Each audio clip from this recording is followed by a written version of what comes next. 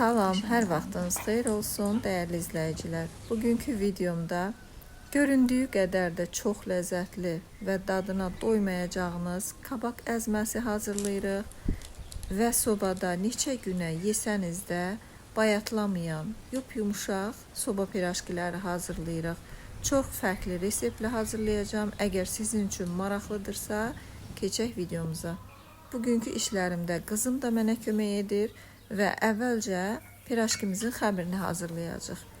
Xəmir edəcəyimiz qaba 4 stəkan ələnmiş unu əlavə edirəm və üzərinə 70 qram yumşalmış kərə yağı və 100 qram isə duru yağ əlavə edirəm.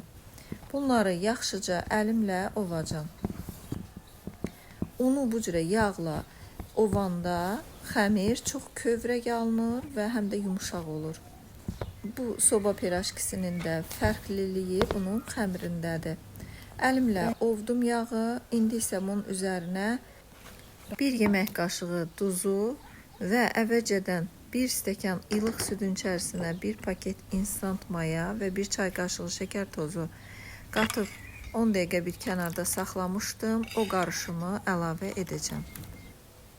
Xəmir üçün 2 yumurta götürmüşəm və birinin sarısını isə pirajkilərin üzərinə saxlamışam. Yumurtaları da əlavə etdim. İndi isə xəmirimi yoğuracam. Xəmirimiz yumuşaq, ələ yapışmayan bir xəmir olmalıdır. Videonun açıqlama bölümündə ərzaqların miqdarını qeyd edəcəm. Dəyərli izləyicilər, kanalımızı hansı ölkədən, şəhərdən izləyirsiniz? Yorum bölməsində yazın, bizimlə bölüşün və abunə olub bəyən düyməsini basmağı unutmayın. Xəmirimizi hazırladıq və acımaq üçün bir kənara qoyduq. İndi isə soba pirajkimizin içliyini hazırlayacaq qızım.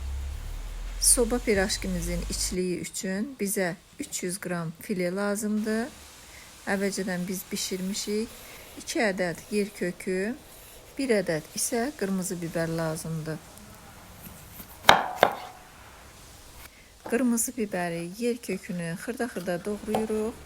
Bişirdiyimiz fileni də doğrayacağıq. Bu pirajkinin içliyi də çox dadlı alınır. Əgər siz istəyirsinizsə, əlbəttə ki, kartofla da hazırlaya bilərsiniz.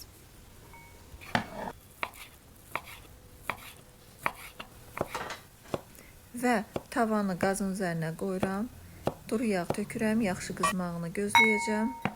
Yaxşı isinmiş tavaya doğradığımız tərəvəzləri əlavə edirik. İlk öncə yer kökünü, qırmızı biberi və daha sonda isə fileni əlavə edəcəyik. Çox da qovurmağa ehtiyac yoxdur. Duzunu, istiotunu vurandan sonra götürürük. İçliyimiz hazırdır. Artıq 1 saatdan çoxdur xəmirimizi hazırlamışıq. Biraz xəmirimiz mayalandısa bizim üçün yetərlidir. Çünki sobanın listində də pirajkiləri biraz saxlayacaq mayalanmaq üçün.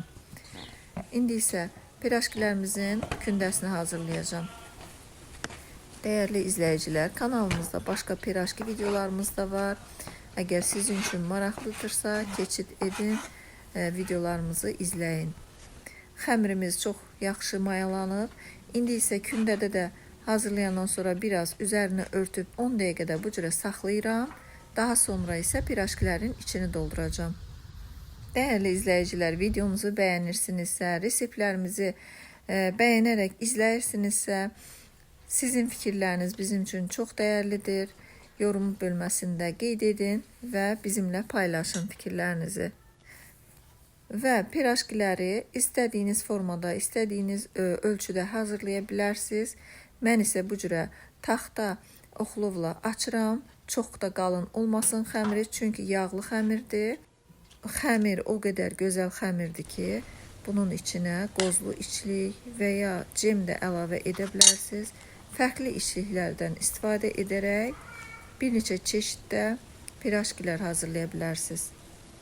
Mən bu cürə əlimlə hazırladım və üzərinə isə yumurtanın sarısına 1 çay qaşığı duru yağ əlavə etmişik. Onu sürtürük və çörək otu əlavə edirik istəyə görə.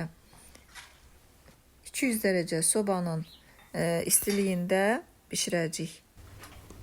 Pirajkilərimiz bişənəcən kabak əzməmizi hazırlayırıq. Bizə lazımdır bunun üçün 2 ədəd kabaçki, 500 ml bərk qatıq və yaxud da süzmədən də istifadə edə bilərsiniz. 4 tiş sarımsaq. Çox az ərzaqdan istifadə edirik, ancaq o qədər bərəkətli və çox da dadlı bir əzmə alınır ki, buna kabaçki salatı da deyilir. Sarımsağı qovururuq yağda və üzərinə isə kabaçkini əlavə edəcəyik. İnanın ki, sarımsaq o qədər kabaçkinin dadını dəyişdirir ki, yedikdə heç hiss olunmur ki, bu kabaçkidir və yaxud da ki, başqa bir tərəvəzdir.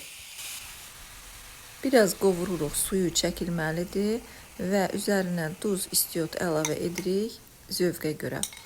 Sarımsaq vurduğumuza görə başqa ədviyyata ehtiyac olmur. Qatığı və yaxud da süzməni süfrəyə verəcəyimiz buluda və yaxud da boş qaba tökürük. Üzərinə isə kabaçkini əlavə edirik. Qabınız biraz geniş olsun ki, bunu qarışdıranda kənarlardan tökülməsin. Bu cürə hazırlayandan sonra sadəcə üzərinə isə yağla qırmızı biber qovurub tökəcəyik. 15 dəqiqə ərzində kabaçki əzməmizi hazırladıq. İnanın ki, təcili qonağınız gəlirsə, ət yeməyiniz varsa yanında bunu çox rahatlıqla və tez bir zamanda hazırlaya bilərsiniz. Üzərinə isə yağla qovurduğumuz qırmızı biberi əlavə edirik və əlinizin altında əgər qoz varsa biraz da qoz əlavə edin. Qoz da bu əzməyə çox yaraşır. Artıq pirajkilər də bişdi. Çox bərəkətli və doyumlu pirajkilərimiz və əzməmiz hazırdır. Dəyərli izləyicilər, sizinlə paylaşmaq istəyirəm. Pirajkilərimiz necə çıxıb? Çox yumuşaqdır. Biraz da möhkəm əlimlə basanda qırılıb tökülür. Həm yumuşaqdır, həm də ovuntulu çıxıbdır. Çünki biz bunun xəmirində yağı unla ovduq, sonra xəmiri hazırladıq. Dəyərli izləyicilər, inanıram ki, çox bəyənəcəksiniz bizim bugünkü paylaşımımızı. Siz də ailəniz üçün, uşaqlarınız üçün hazırlayın. Məktəbə də qoymaq olar, bağçaya da, işə də götürmək olar. İnanın ki, o qədər həm asan, həm də çox ləzzətli bir pirajki resepti paylaşdım bugün sizinlə. Göz haqqınızı halal edin. İnşallah növbəti videolarımızda görüşənədək Allah'a əmanət olun.